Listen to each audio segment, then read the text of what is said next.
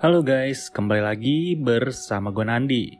Pada video kali ini, gue akan membahas salah satu film paling baru berjudul The Conference 2023. Film yang baru aja tayang di Netflix ini akan segera gue bahas alur ceritanya. So, tanpa berlama-lama, langsung aja kita mulai videonya. Ketika film dimulai, kita diperlihatkan kepada rombongan eksekutif dari sebuah proyek, di mana mereka ini adalah orang-orang khusus yang terlibat dalam pembangunan tertentu di negara Swedia. Kebetulan, mereka akan meninjau lokasi proyek yang bernama Mall Kolarangen. Kolarangen adalah sebuah mega mall yang direncanakan untuk berdiri sebentar lagi. Ja, så spänn fast säkerhetsbältena. För nu, vi ska förena nytta med nöje. Med betoning på nöje. Efter alla svårigheter verkligen rott i land det här projektet. Dengan memanfaatkan lahan dari para petani setempat, mall ini menuai berbagai penolakan. Namun, pihak pengembang tetap bersikeras untuk mengadakan pembangunan. Sembari menunggu pihak media datang, mereka pun menginap di salah satu mes. Mes ini sendiri dipimpin oleh keempat orang, yakni resepsionis yang bernama Jenny, pelatih bernama Cleo, tukang angkut bernama Roger, dan juga koki bernama Carl. Jättebra, Carl. Men nu så går vi upp till gäst. Raketen har du lagt rakt över mina väskor bara. Ja, de där. Behöver man något så frågar man honom, eller mig, eller båda. Sayangnya, para eksekutif lebih sibuk kepada pembagian kamar. Mereka pun mencueki si koki yang telah repot-repot membawakan minum. Ya, mau minumnya tumpah pun mereka semua hanya bisa sibuk sendiri-sendiri. Dan tentu saja, momen pembagian kamar adalah salah satu hal yang paling dinanti. Dan dikarenakan jumlah mereka ganjil, jadinya akan ada satu orang yang tidur sendiri. Seiring berjalannya waktu, mereka pun berbincang satu sama lain. Layaknya kumpulan bos, apapun bisa dibicarakan. Ute i finstugan där. Ja, precis. Vi är ju ett ojämnt antal. Kan ju bero på att ingen annan vill ha oss. Sedangkan Carl terlihat sibuk menyiapkan makanan. Ia adalah satu-satunya koki yang bisa diandalkan di penginapan ini. Tanpa dibantu oleh siapapun, Carl sengaja kabur untuk sementara waktu.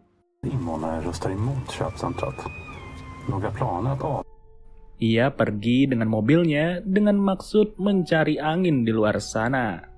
Tapi tiba-tiba, bannya pun harus pecah yang ternyata ia telah melindas tongkat paku. Tak tahu itu diletakkan oleh siapa, tapi yang jelas Carl segera memeriksanya.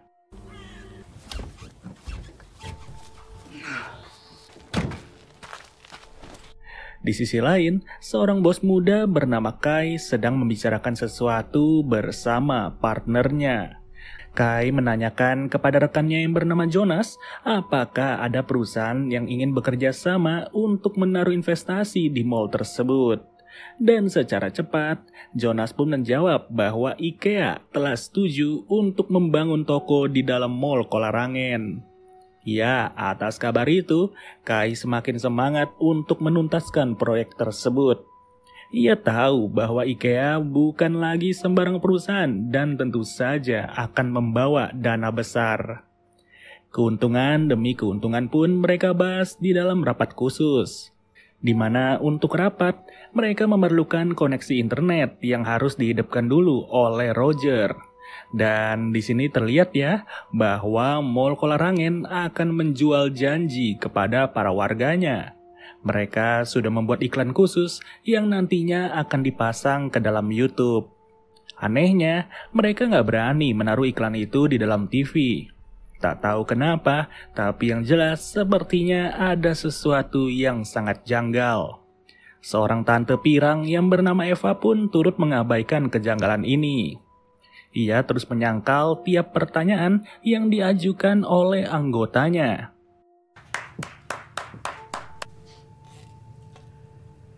För fan inte vi kan plöja ner en så massa resurser. Di mana salah satu pertanyaan menyinggung tentang persetujuan dari para petani setempat. Alla som bor i Kollängen vita eller? Alltså inte i verkligheten. Di lain situasi, Carl yang penasaran pun mulai masuk ke dalam hutan. Ia tidak menemukan siapa-siapa di hutan itu terkecuali sebuah perangkap.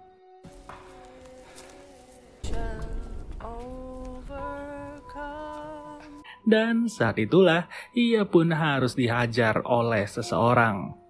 Kembali ke ruangan rapat, suasana di ruangan ini semakin memanas. Salah satu anggota yang bernama Nadia terus menanyakan terkait persetujuan yang belum juga rampung. Namun tak bagaimana, Jonas bersama Eva berhasil menunjukkan satu surat terkait tanda tangan persetujuan para petani. Di surat itu terdapat tanda tangan dari seorang komisaris yang bernama Lina. Nah, anehnya, Lina merasa bahwa ia tidak mentandatangani surat tersebut. Karena pada faktanya, selama 6 bulan belakangan, Lina sedang cuti panjang akibat sakit keras. Namun, Jonas tetap meyakinkan Lina bahwa ia sebenarnya tidak ingat momen tersebut. Yang usut punya usut, proyek ini sebenarnya mendapatkan banyak pertentangan.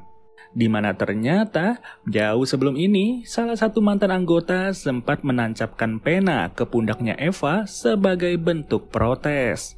Tapi bukannya dituruti, anggota itu malah dikeluarkan. Singkat cerita, waktu makan-makan pun semakin dekat. Tapi Carl yang tak terlihat wujudnya mulai membuat Jenny berinisiatif untuk mengambil alih. Yang alhasil, dengan waktu seadanya Jenny pun hanya bisa membuat hotdog. Mau tak mau, hidangan sederhana ini turut dikonsumsi oleh para anggota. Hanya saja, Jonas malah menyempatkan diri untuk menegur Lina.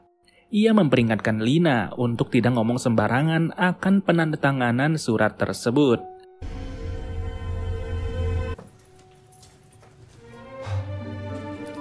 Ya, sampai detik ini, Lina sendiri diambang kebingungan apakah ia benar-benar tanda tangan atau tidak. Di samping itu, Jonas telah membawa sebuah kostum dari maskot Mall Kollarangen. Kostum tersebut pun akan ia pakai untuk menyambut peresmian dari pembangunan mall. Yang bikin heran, penampilan dari maskot itu agak terlihat menyeramkan. Memang bagi para anggota, maskot tersebut masih ada lucunya. Tapi nggak tahu kenapa, penampilan ini akan menjadi malapetaka bagi mereka semua. Di mana tanpa diketahui sama sekali, Roger yang tengah bersantai pun harus ditikam oleh seseorang. Ogens proletärer är som försåg masugnar. Kollaringens egen Lisebergskanin.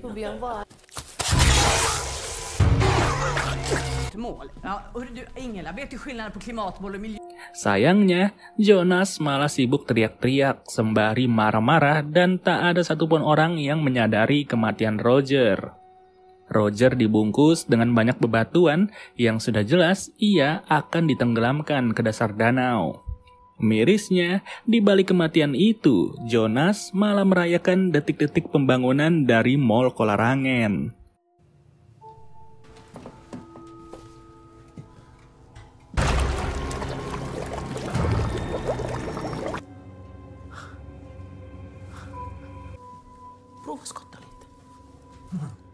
Singkat cerita, acara berikutnya akan dimulai. Kali ini mereka dipimpin oleh Cleo yang telah membuat rencana untuk bermain kegiatan kelompok. Tapi sebelum kegiatan ini dimulai, satu persatu anggota eksekutif harus menaruh HP mereka ke dalam sebuah koper. Karena dipercaya, kekompakan serta tingkat sosialisasi akan meningkat tanpa adanya handphone. Di lain kesempatan, Lina sengaja membisikkan salah satu anggota yang bernama Amir bahwa ia tidak menandatangani surat perjanjian. Jelas, Amir sempat merasa heran. Tapi keheranan itu harus ditutupi sementara waktu dengan permainan membuat rakit. Di mana dengan mengandalkan solatip dan juga botol plastik, mereka semua harus membuat rakit yang sangat berfungsi. Dan hasilnya, permainan ini pun berhasil dimenangi oleh kelompoknya Jonas.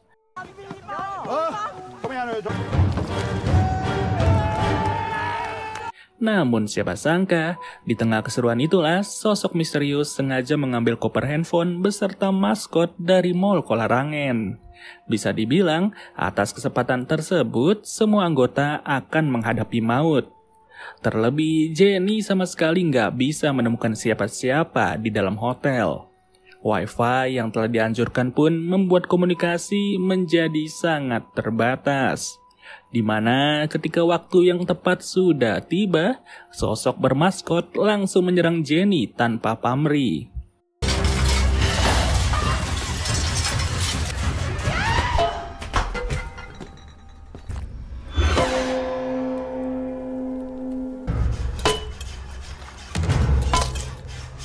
Ia membabat habis wanita itu dan sayangnya tak ada siapa-siapa yang bisa membantu. Dengan kata lain, dari 4 penjaga, kini hanya tersisa seorang Cleo. Di saat yang bersamaan, Lina tak ingin lagi mengikuti kegiatan tersebut. Ia beralasan bahwa sakitnya baru aja kambuh, yang mana hal itu membuat Lina bisa kembali ke penginapan. Padahal sebenarnya, Lina ingin mengorek-ngorek segala info yang ada di laptopnya Jonas. Ia percaya bahwa Jonas telah membuat perjanjian palsu tanpa adanya persetujuan dari petani setempat.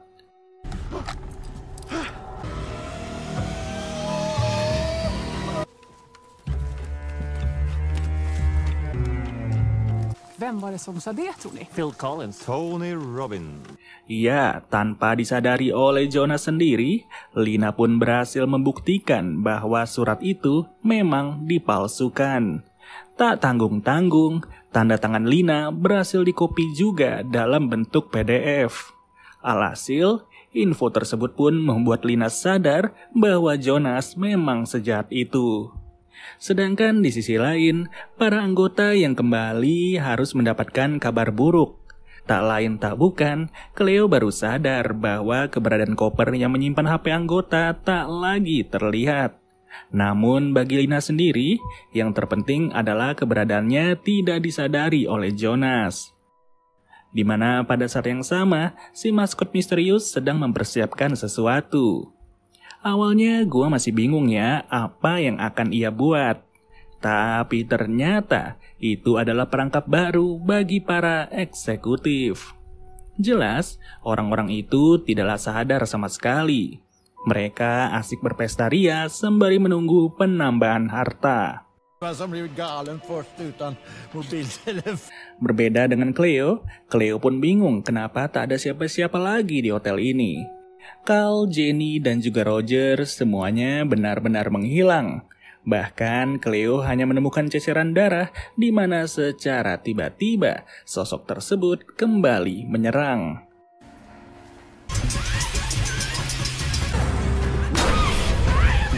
Awalnya sih Cleo masih berusaha melawan mengandalkan fisiknya. Namun naas, perlawanan itu tidak berarti sama sekali. Yang pada ujungnya Cleo harus menjadi babat goreng. Di tempat yang berbeda, Lina sengaja memanggil Amir dan juga Nadia yang lagi asik berendam. Ternyata Lina percaya kepada mereka berdua untuk menginfokan bahwa Jonas telah merekayasa surat perjanjian. Dan hasilnya, Jonas pun langsung disamperin saat itu juga. Tepat di depan Kai, Lina berkata bahwa IKEA tidak akan terlibat. Begitu juga para petani yang sebenarnya tidak setuju sama sekali. Tapi tetap saja, Jonas menganggap bahwa proyek ini adalah proyek emas dan ia tidak senang atas perbuatan Lina. Sayangnya, hanya Amir dan juga Nadia yang mau berada di pihaknya Lina. Sedangkan yang lain merasa tak peduli sama sekali. Sampai pada akhirnya, seorang lansia bernama Annette mulai sadar akan keberadaan maskot itu. Tak main-main, dengan sebuah chainsaw, Kai pun harus merasakan tajamnya alat tersebut. Sembari berendam, Kai langsung dibuat seperti bubur serta hancur lebur. Di ruangan lain, Eva yang mencari Jenny pun baru sadar ada sesuatu yang tidak beres. Tapi lagi-lagi, bukannya menemukan pertolongan, Eva malah berpapasan dengan maskot tersebut. Alhasil, tepat di depan orang-orang, Eva pun langsung diangkat ke tiang bendera.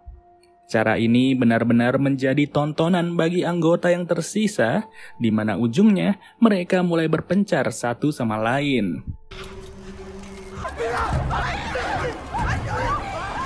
Para lansia bersembunyi di dalam penginapan, sedangkan Jonas berlari ke hutan.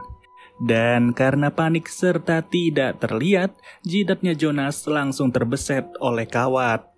Tapi ia patut bersyukur karena tepat pada saat itu, Lina berhasil menolongnya. Sembari dikejar, mereka hanya bisa mengandalkan rakit botol untuk segera melarikan diri. Yang pada situasi berbeda, para anggota yang berada di penginapan pun tak lagi memiliki harapan. Semua telepon kabel sudahlah rusak, begitu juga dengan setiap handphone yang sengaja dihancurkan. Dan saat itu juga, mereka pun langsung sadar bahwa Jenny telah tewas secara mengenaskan. Nah, hal yang naas turut terjadi kepada Lina. Bukannya dipercaya oleh Jonas, ia malah dikhianati sekali lagi. Bayangkan aja, dalam keadaan kepepet seperti ini, Jonas malah sengaja menceburkan Lina.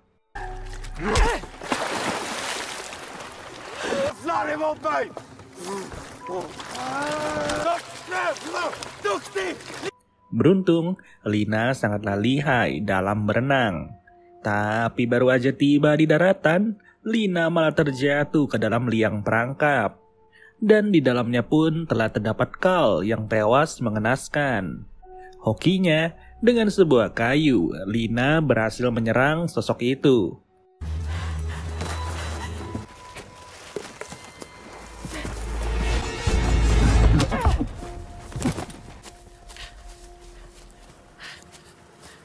Di situasi nyaman, para anggota yang berada di penginapan langsung merencanakan satu hal, di mana mereka berniat kabur menggunakan mobil yang sebelumnya dibawa oleh Jonas.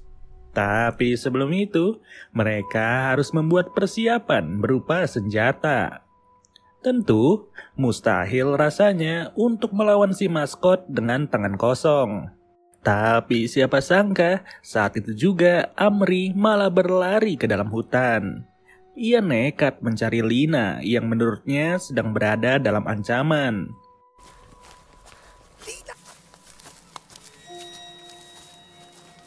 Nasib baik, bukannya menolong Lina, Amri pun segera ditolong oleh Lina sendiri. Berbeda halnya dengan Nadia yang berlari ke kamar Jonas untuk mencari kunci. Awalnya memang berjalan lancar, namun tiba-tiba saja maskot tersebut segera menyerang. Ya, meski Nadia berhasil lolos, tapi ia pun harus segera pergi dengan mengajak orang-orang tua. Dan tak ada yang menyangka, baru aja kunci mobil didapat, mobil itu pun langsung diledakkan oleh sosok tersebut. Ledakinnya pun menggunakan kembang api yang sontak saja malam itu harus dihiasi oleh suara meriah. Asli sih, pembantaian ini nggak bakal ada habisnya. Mau mereka menghindar kayak gimana pun, sosok tersebut selalu mengincar. Belum tahu modusnya apa, tapi yang jelas si maskot jugalah manusia. Ia menyempatkan diri untuk rehat sejenak sembari menghisap permen.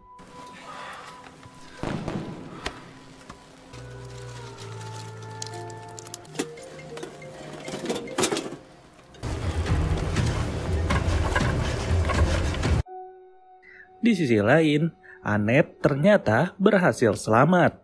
Ia pun sengaja menampakkan diri yang mana Jonas turut hadir di lokasi serupa. Jonas ternyata memiliki sebuah maksud. Ia tahu bahwa Annette adalah seorang nenek yang lihai dalam menjahit. Alhasil, saat itu juga Annette segera menjahit jidatnya Jonas. Ya, untuk sementara waktu, jahitan Annette cukuplah membantu. Tapi kurang ajarnya, Jonas malah pergi begitu aja. Ia bahkan rela meninggalkan Annette seorang diri. Dan tanpa bisa kemana-mana, Annette pun segera menunjukkan perilaku peduli. Ia sengaja membuka topeng dari maskot itu yang pada ujungnya Annette segera dihajar. Seiring berjalannya momen ini, rasa merinding semakin menjadi-jadi. Dan saat itulah Jonas harus mengalami kecelakaan tunggal dan ia pun terjatuh ke dalam danau. Nah, dalam situasi terjepit, Lina berhasil mendapatkan ide berlian, di mana ia ingat bahwa ada wahana tali yang bisa dimanfaatkan untuk kabur menyeberang.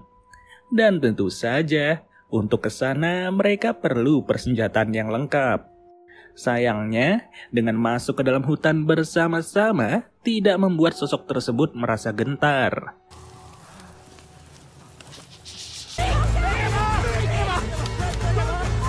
Ia berhasil mengejar secara cepat yang ujungnya Nadia menjadi panik serta terkena perangkap. Tapi beruntung, Nadia sangat sigap dan berhasil menusuk salah satu mata dari sosok itu. Di lain momen, si nenek sengaja bersembunyi ke dalam penginapan. Sedangkan Amir bersama Lina segera bersiap untuk menyeberang terlebih dahulu. Dengan bergelantungan berdua saja, Amir bersama Lina telah menaruh harapan untuk bisa bebas.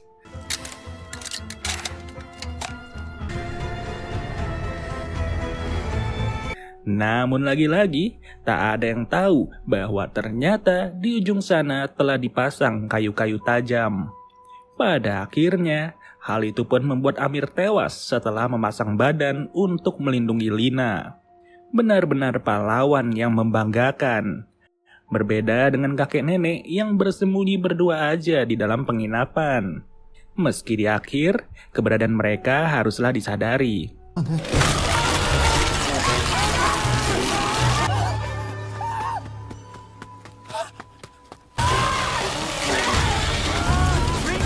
Psikopat itu berhasil masuk dan ia pun harus bergelut dengan si kakek. Namun salutnya, si nenek mau kembali lagi untuk menolong. Kedatangan nenek itu berhasil membuat psikopat kabur untuk bersembunyi. Dan dengan berjalannya waktu, Lina pun akhirnya berhasil menemukan kotak yang menyimpan setiap HP. Dan dengan terbukanya kotak itu, bisa dipastikan panggilan darurat segera dilancarkan. Hanya saja, di momen seperti ini, psikopat itu kembali bergelut dengan kakek nenek. Ia greget betul kenapa sulit sekali rasanya untuk membantai mereka berdua. Tapi di sisi lain, salut juga untuk kakek dan nenek itu yang begitu kompak untuk saling membackup.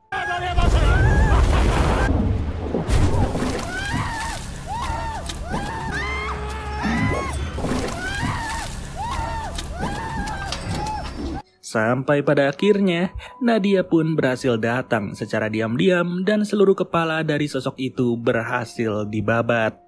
Iya, sekali serangan dengan cangkul emas, psikopat bermaskot berhasil tewas.